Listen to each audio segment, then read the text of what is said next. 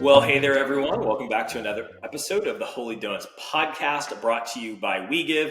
If you're looking for the world's best donor experience, go check out our friends at wegive.com. Thank you to them for sponsoring this episode of Holy Donuts. Well, today, joined with a good friend, John Walsh. John, how you doing today? I'm doing well, thank you. Man, thanks for joining. Really excited to talk. We've had several conversations that were not recorded, where we just nerd out together on all things fundraising, digital, email, the whole nine yards, monthly donors.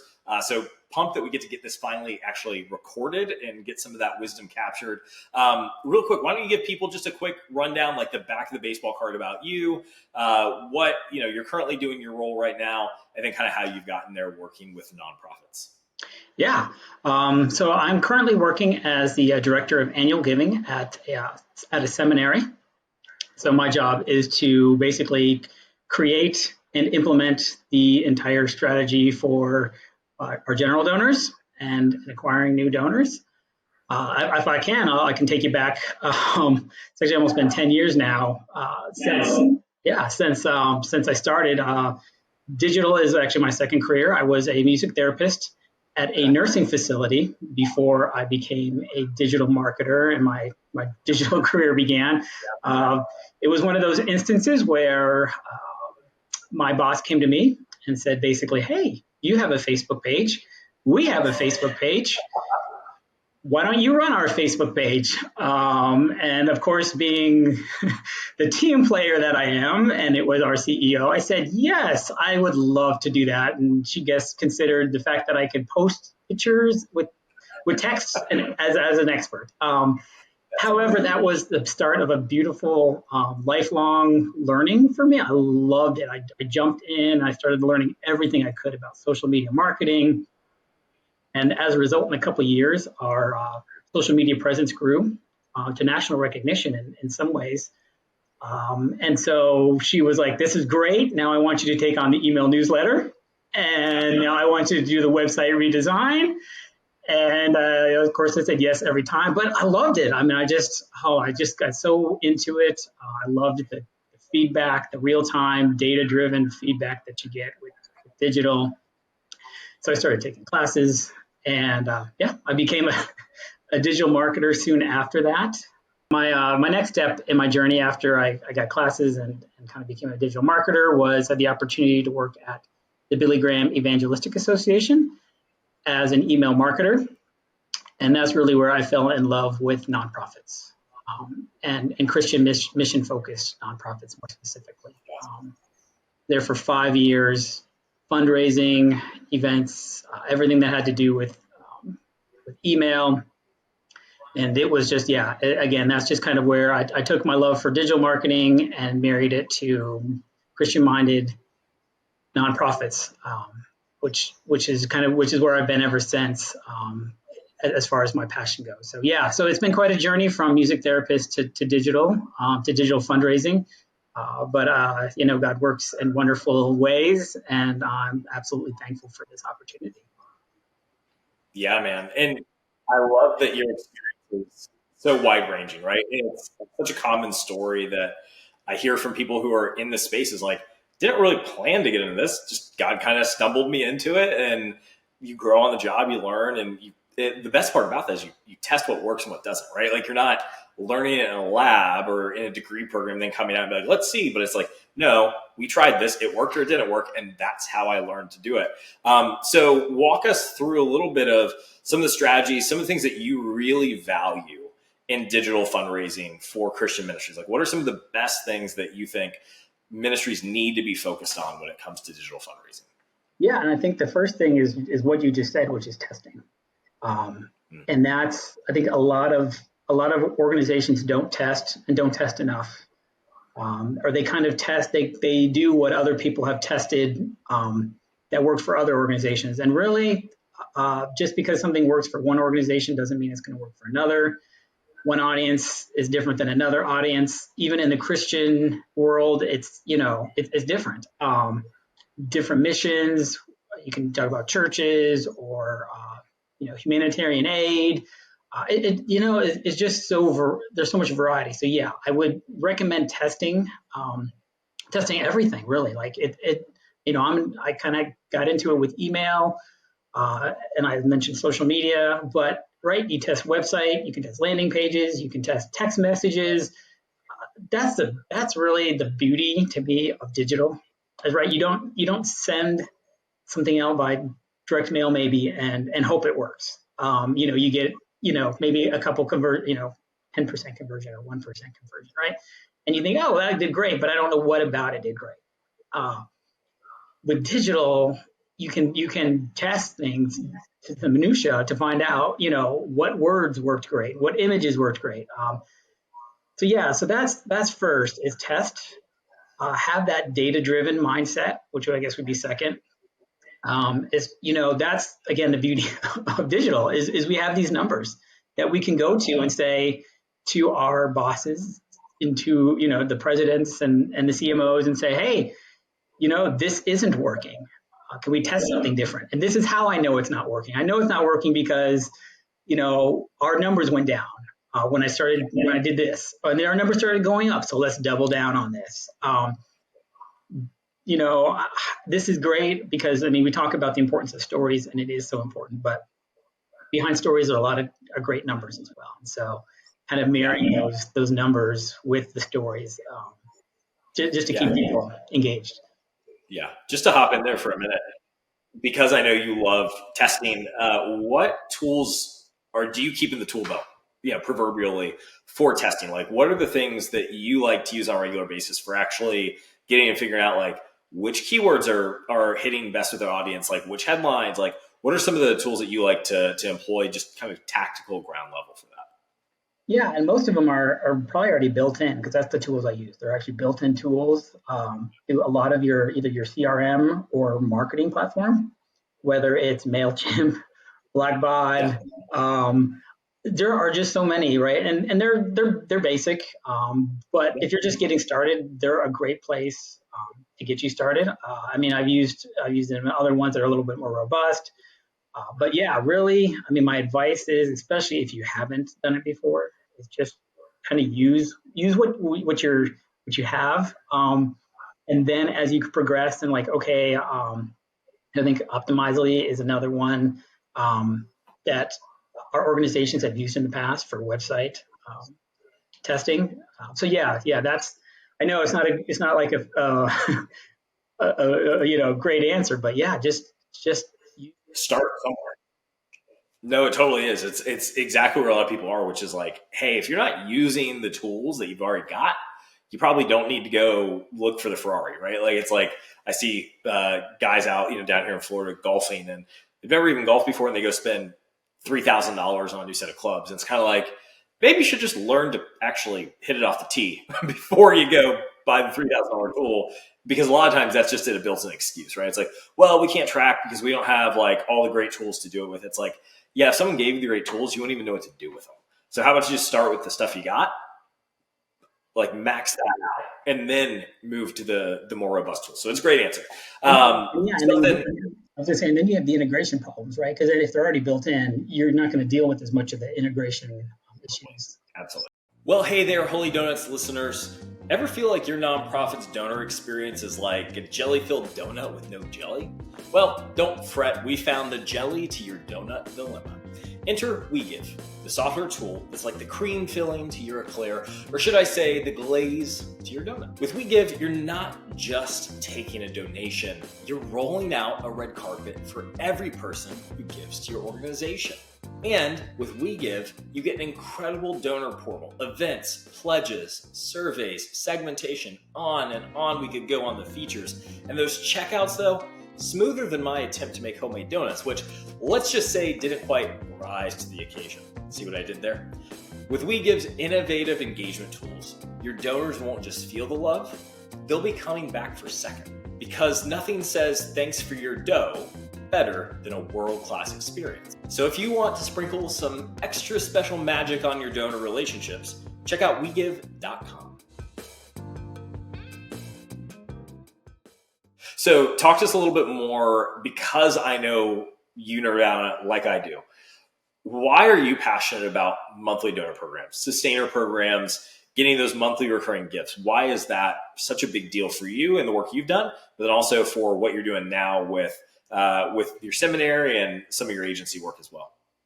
Yeah, so as you mentioned, the monthly donor programs, I mean, they're kind of the hot topic for the last couple of years.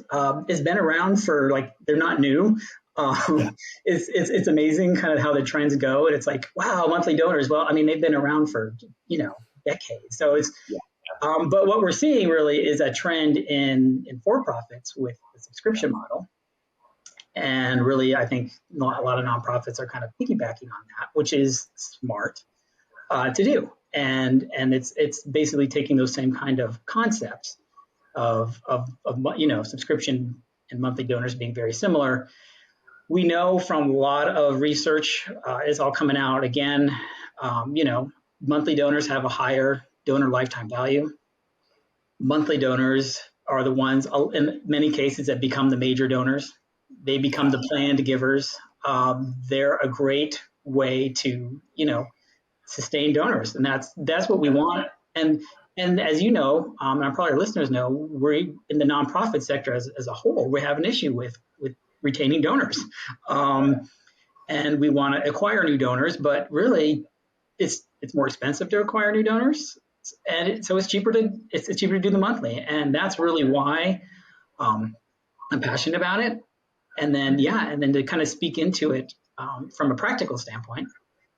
We're going through a monthly donor rebrand right now. We have a monthly donor program, but it kind of went stale. Nobody was promoting it. It was like on the website, and it had some like, "Oh, this is what you'll get," but nobody ever got it. And yeah, and it's understandable. We can go into the whole reasons behind it, but we knew that it was very important to have this as a solid foundation because of the capabilities. And the upside. So we're going through a rebrand right now. We created a new name, a new logo, some new incentives to go along with it. Very cool. And we rolled it out. We rolled it out first to our current donors, our current monthly donors, excuse me. Yeah. Just to let them know, because it's a new name, and some of them have been with us for 20 years. We didn't want to scare them away with a new name. Taking cues from major organizations that do the same kind of thing, and we've seen so far we've seen great results. We've rolled it out officially to our entire audience. At this point we've seen an 8% increase in monthly donors. Our biggest group of monthly donors has actually come at the $500 or more level. It's huge. Which, yeah, right. So I mean, we're talking major monthly donors. And I think what the kind of lesson I feel like I've learned through this whole process is that your donors want this. Like, if you're not doing it, you have donors out there who are just waiting for this. They're waiting to sign up, because we had a lot of people, like I said, sign up within the first couple of days. Just to take a step back, we rolled it out via direct mail and an appeal, and we rolled it out via email. And now we're going to actually start focusing more on targeting some segments, which it's nice. Those segments, like you talk about nerding out. Your donors that give 3 to 4 times a year who don't give monthly. Those are we haven't done that yet. We're going to do that. Believe it or not, we have monthly donors who give by check once a month, who are actually already monthly donors, but don't do it automatically. So there's I was like, wow, we talk about low hanging fruit. So that's where we're going to next. But it's been very, very successful. Yeah. Very cool. Very cool. No, that's amazing just to hear the inside of like, hey, this is what it really looks like to roll something like this out. And like, here's all the stuff you have to think through.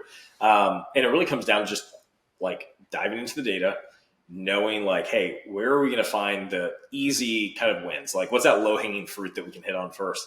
And then as it grows, you can build into it, right? It goes back to the same conversation about tools. Like, you don't have to go all the way there to get started. Like, you can start somewhere, and that's okay, and then build as you grow with the capabilities of your tools. So I love it. I know you see a lot of stuff in terms of the industry, like hey, what's going on? You are kind of a lifelong learner. You're always reading stuff. You're always recommending stuff on LinkedIn, which I love. What's a trend in the Christian nonprofit world right now that's got you a little bit concerned? What's one that's got you a little bit more excited and hopeful? Yeah. So as far as concerns go, my biggest concern is kind of the shifting away from building relationships with donors. And I think in the digital sector with digital technology, that's really easy to do. Yeah. And we've kind of defaulted to digital as a like an item on a checklist. Right. And that's really concerning because digital email, social websites, it's a tool. It's a Yeah. way to communicate with people. But I feel like it's gotten away from that. It's like, well, we need to send an email. Let's send an email. Oh, Yeah. we need to post. We need to we need to put an update on our website. But there's no strategy behind it, and I have seen some data on that. One of the most recent ones was that about 70% of nonprofits do not have an email strategy. And so that's scary, right? I Concerning. mean, Yeah. Very it's concerning. really scary because what they're likely doing is they're actually another data I saw was they're like, oh, we need a fundraise. We're behind budget. Let's send an email.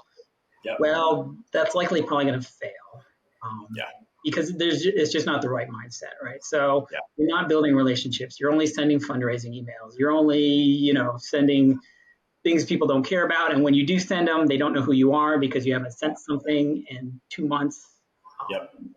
And so, The yeah, first I thing you mean, do is asking for more money, right? right. And they either unsubscribe or they unengage. And Yeah. yeah. So yeah, Gotcha. that's kind of my biggest. Concern. What's got you a little bit more hopeful? Yeah, well, it's the beauty of technology. You know, it's that other side of the coin where a lot of organizations are using technology maybe just to send kind of whenever they want. If you use the tools you're given, and as you even mentioned, the full extent of the tools for the reason they've been built, and we are just seeing a massive amount of increase in technology, right? And so, um, the first one that comes to mind, which isn't even a trend, but is actually table stakes now, is automation. Yeah. Right, and that's been around for a while. About 55% of marketers are using automation in email, but it's not enough. Like email automation is great, but you can automate so much more and make your life so much easier. So what I'm talking about is, as far as the trend goes, is a comprehensive automation plan, which is cleaning lists, creating tests. I mean, it's the sky's the limit. I think we just are so focused on like the bare minimum. But the second trend that I'm excited about is hyper personalization, and that is right. So we know a lot of people know about personalization; they've heard about it. And basic personalization is it's kind of at the surface level. It's your first name or your name, donor Yep. history, geography. That's great, but it's not enough anymore, right? We're all used to getting emails with our names in it. Yeah. What we need now is hyper personalization, which actually takes a supporter's interests, their behaviors, and puts it together in real time to create content. And so it uses AI and predictive analysis Yeah. so that it happens in real time. And you can send an email or anything else, and the donor is going to get something that speaks to them, speaks to their interests, speaks to what they care about, speaks to the programs.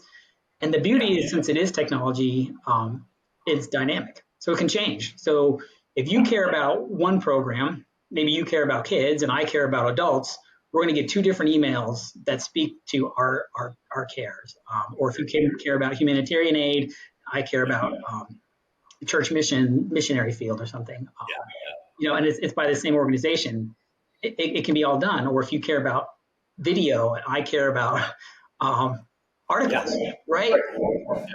Yeah. So hyper personalization is really, I think, is the future of Very cool.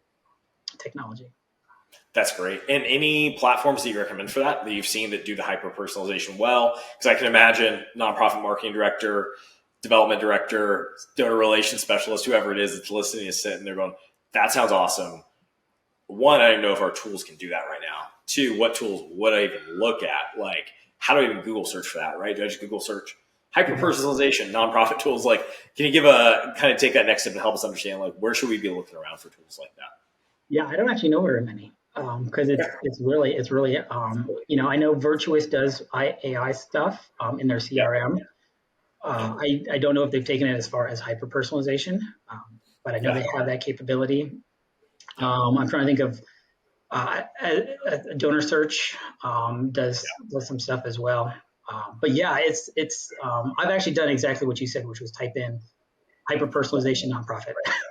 It sounds like there's a massive opportunity for some company to come in and build a tool in that space. That's what it is right now. That's what it is. If they can figure it out, they'll be the first and have that Very leg. cool. Very cool. Yeah, well, that's why I love talking with you, because you're always looking at like what's coming next and even kind of that bleeding edge stuff. So love it, man. John, if people want to connect with you, if they want to find out more about, you've got kind of an agency on the side that does some work as well. Tell us a little bit more about that and how people can connect with you if they just want to start a conversation. Yeah, no, absolutely. So I do, like you said, I have a website. It's called the Nonprofit Campaign Lab, and the website address is nonprofitcampaignlab.com. Try to make it as simple as I could, although it's a long URL. Yeah, that's good. And that's my agency. I do some side work as well, focused on digital fundraising, things like monthly donor programs, email programs, whether it's audits for digital or automations, as we talked about, creating those automations for organizations as well. So yeah, again, Nonprofit Campaign Lab. Very cool. That's a side hustle. Yeah, And then and then the other way to reach out to me is through LinkedIn. I'm awesome. very active on LinkedIn, so you can reach me there. Or you can email me. It's at john@nonprofitcampaignlab.com. Perfect. That's a mouthful Perfect. too. Awesome. All the ways to reach out to you. I appreciate it, John. Thank you so much for taking the time. Man, excited to see how people are able to use this episode to further their digital fundraising efforts. And seriously, go follow John on LinkedIn. He's a great follow, always posting valuable content. And thank you all for watching this episode of the Holy Donuts Podcast. We'll see you back here next week.